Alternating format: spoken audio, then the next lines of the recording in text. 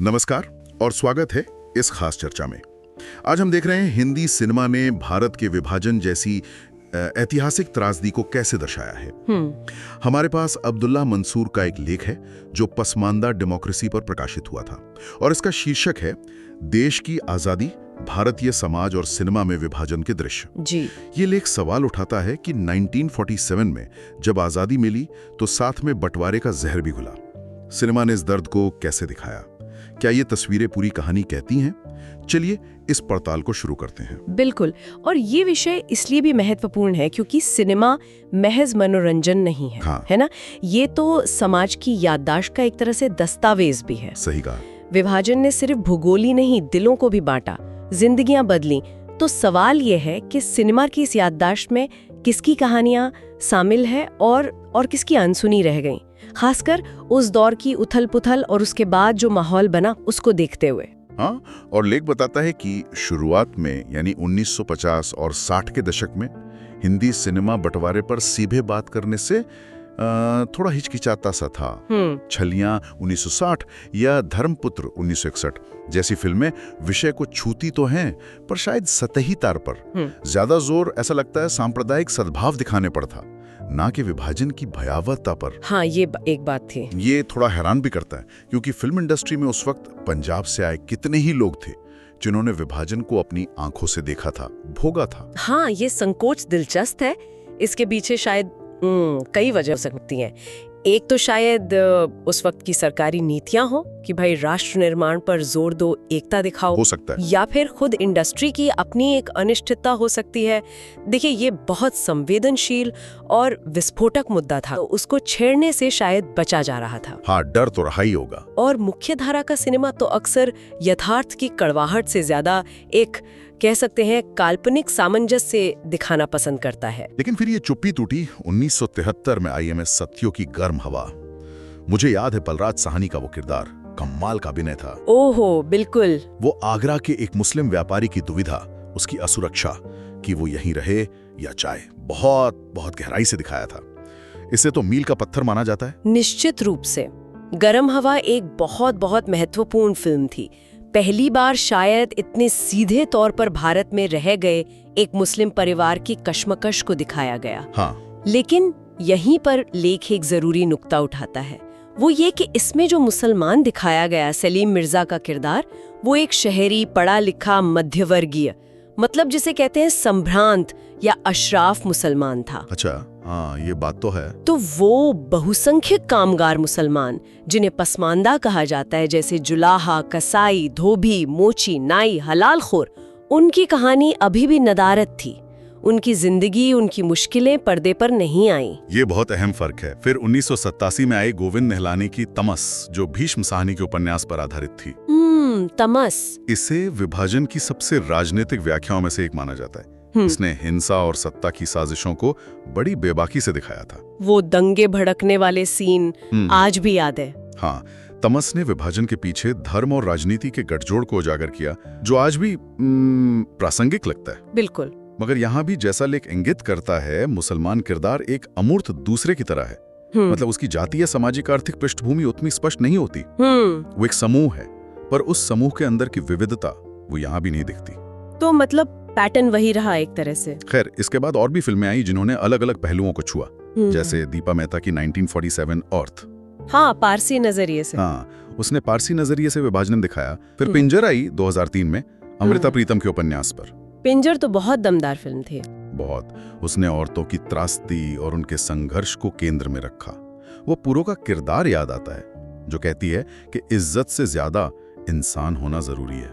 बिल्कुल, वो संवाद तो हिला देता है। उसने औरतों पर क्या बीती उसको बहुत मार्मिक ढंग से दिखाया। और फिर श्याम बेनेगल की मम्मो भी थी। हाँ, मम्मो। वो औरत जो बंटवारे के कारण अपने ही वतन में अवैध हो जाती है। कितना तीखा कटाक्ष था वो सरहदों पर। सही कहा। ये फिल्में महत्वपूर्ण हैं क्योंकि ये विभाजन के मानवीय पक्ष को अलग अलग दृष्टिकोणों से सामने लाती हैं। स्त्री का अनुभव, अल्पसंख्यक समुदायों का नजरिया, या फिर राष्ट्रीयता और पहचान के जटिल सवाल। हाँ, और हेराम भी थी, कमल हासन की। हाँ, हेराम काफी अलग और विवादास्पद फिल्म थी। उसने सांप्रदायिक उन्माद से आत्म परिवर्तन तक की यात्रा दिखाई। वहीं दूसरी तरफ यश चोपड़ा की वीर ज़ारा। वीर ज़ारा ने तो बिल्कुल ही अलग रंग दे दिया। हाँ, उसने सरहदों से परे जाकर प्रेम की कहानी कही। मतलब सिनेमा ने अलग अलग तरीके से इस विषय को ट्रीट किया। लेकिन एक और प्रवृत्ति दिखते है विभाजन के दर्द का, कह सकते हैं भावनात्मक या राष्ट्रीयवादी इस्तेमाल। 2001 की गदर एक प्रेम कथा का जिक्र है लेख में। जबरदस्त हिट हुई थी वो फिल्म। हाँ, बहुत चली थी। लेकिन उसमें प्रेम कहानी की आड़ में जिस तरह का राष्ट्रवाद परोसा गया और मुस्लिम किरदारों का जैसा चित्रण था, वो विभाजन की जटिलता का काफी सरलीकरण था। बिल्कुल, वो एक उदाहरण है कि कैसे एक ऐतिहासिक त्रासदी को व्यावसायिक सिनेमा अपने हिसाब से इस्तेमाल कर सकता है। हाँ। कभी राष्ट्रवाद उभारने के लिए तो कभी कहानी को भावनात्मक गहराई देने के लिए एक मोन्टाज की तरह। यहाँ इतिहास की जटिलता अक्सर गायब हो जाती है। और ऐसा ही कुछ भाग मिल्खा भाग या गोल्ड जैसी फिल्मों में भी दिखता है। विभाजन है एक दर्दनाक पृष्ठभूमि की तरह, पर फोकस कहीं और है। हाँ, वो महज एक बैकड्रॉप बन जाता है, कहानी का मुख्य हिस्सा नहीं, नायक के संघर्ष को उभारने का एक तरीका। और यही लेख का केंद्रित तर्क आता है, पसमानदा मुसलमानों की अदृश्यता। ये सबसे जरूरी बात है। ये वो बहुसंख्यक तबका था, कारीगर, मजदूर, जो सामाजिक और आर्थिक रूप से सबसे ज्यादा हाशिए पर था और जिसने शायद विभाजन की सबसे भारी कीमत चुकाई। लेकिन फिल्मों में उनकी कहानी लगभग गायब है। ये अदृश्यता, ये बहुत महत्वपूर्ण बिंदु है। आप देखिए, सिनेमा में मुसलमान या तो गरम हवा के सलीम मिर्जा जैसा अशराफ दिखता है, या फिर गदर जैसा स्टीरियोटाइप, या फिर तमस जैसा एक अमूर्त समूह। हाँ। वो जो आम कारीगर मजदूर मुसलमान था, उसकी अपनी पहचान, उसकी जाति, उसका संघर्ष, वो कहाँ है? लीग 1946 के चुनाव का उदाहरण देता है, जहां सिर्फ 13% वयस्कों को वोटिंग का हक था, वो भी टैक्स या शिक्षा की शर्तों पर। सोचिए, मतलब ज्यादातर गरीब पसमानदा तबके तो उस प्रक्रिया से ही बाहर थे जिसने बंटवारे का रास्ता खोला। बिल्कुल। फिर भी मुस्लिम लीग ने दावा किया कि वो पूरे मुस्लिम समाज का प्रतिनिधि है, जबकि जैसा लेख बताता है उसी वक्त मोमिन कॉन्फ्रेंस जैसे संगठन थे। हाँ, जो पसमानदा समाज के रोजगार, शिक्षा और बराबरी के मुद्दे उठा रहे थे। और वो लीग की आघातवादी राजनीति का विरोध कर रहे थे। उन्हें डर था कि इसका सबसे ज्यादा नुकसान इन्हीं गरीब तबकों को होगा। लेकिन ये जो अंदरूनी बहस थी मुस्लिम समाज के भीतर, ये जटिलता, ये हमें फिल्मों में क्यों नहीं दिखती? यही तो सवाल है। शायद ये कहानी उतनी बिकने वाली नहीं लगी फिल्मकारों को, या शायद इस पे सोचा ही नहीं गया। सिनेमा ने मुस्लिम समाज को एक मोनोलिथ की तरह देखा, उसके अंदर के वर्ग भेद, जाति भेद को नजरअंदाज कर दिया। मंटो की कहानियों का जिक्र है लेख में। मंटो के यहाँ तो अक्सर पसमानदा तबकों के पात्र मिलते हैं, वैश्या, कसाई, नाई, तांगे वाला। हाँ, मंटो ने हाशिए के लोगों को आवाज दी। नंदिता दास की मंटो फिल्म ने कोशिश तो की, पर शायद वो सामाजिक गहराई वो पूरी तरह से नहीं आ पाई जो मंटो के लेखन में है। सही। यहाँ तक कि पाकिस्तानी फिल्म खामोश पानी भी, जो पहचान के टकराव पर इतनी अच्छी फिल्म है, वो भी जाति पहलू को ज्यादा नहीं छूती। पैटर्न सा दिखता है। सिनेमा में मुसलमान या तो पीड़ित हैं या खलनायक। वो एक विविध समूह है जिसमें जाति और वर्ग की गहरी परतें हैं। ये बात अक्सर नजरअंदाज हो जाती है। पसमानदा अनुभव का न होना केवल एक कहानी का छूट जाना नहीं है, बल्कि ये इतिहास की एक अधूरी तस्वीर पेश करना है। तो इस पूरी बातचीत से, इस विश्लेषण से क्या समझ आता है? हिंदी सिनेमा ने विभाजन के दर्द और जटिलताओं को दिखाने की कोशिशें जरूर की हैं, कुछ संवेदनशील, कुछ सतही, कुछ ईमानदार। हाँ, कोशिशें तो हुई हैं, इसमें कोई शक नहीं, और कुछ फिल्में वाकई मील का पत्थर हैं। लेकिन एक बहुत बड़ा हिस्सा पसमानदा मुसलमानों का अनुभव वो लगभग पूरी तरह से अनदेखा रहा है। बिल्कुल, ये वो आवाज है जो सिनेमा के गलियारों में गूंज नहीं पाई। ये वो लोग थे जो शायद सबसे ज्यादा प्रभावित हुए, लेकिन उनकी कहानी कहने वाला कोई नहीं मिला या किसी ने जरूरत नहीं समझी। ऐसा क्यों हुआ होगा? क्या इन कहानियों में वो मसाला नहीं था जो फिल्में ढूंढती हैं? चाइल्ड मुख्यधारा का सिनेमा अक्सर जानी पहचानी दुनिया दिखाता है।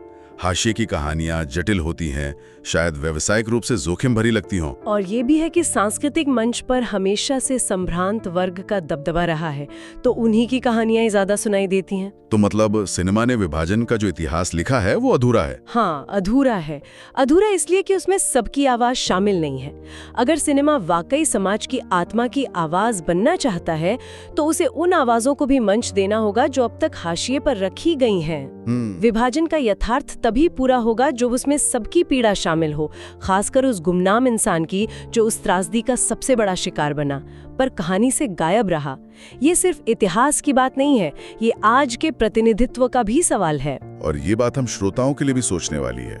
क्या इतिहास की अन्य घटनाओं के बारे में भी हमारी लोकप्रिय समझ इसी तरह कुछ चुनिंदा आवाजों तक सीमित है? बिल्कुल। सोचिए, क्या दलित संघर्ष, आदिवासी जीवन या क्षेत्रीय इतिहास की कहानियां हमें सिनेमा में पूरी तरह दिखती हैं?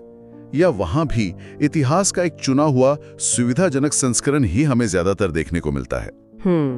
ये बहुत जरूरी सवाल है। लोकप्रिय संस्कृति में ये चयनात्मक स्मृति हमारे अतीत और वर्तमान की समझ को कैसे आकार देती है? शायद हमें अपने आसपास की कहानियों को और ज्यादा ध्यान से और ज्यादा आलोचनात्मक नजर से देखने की जरूरत है।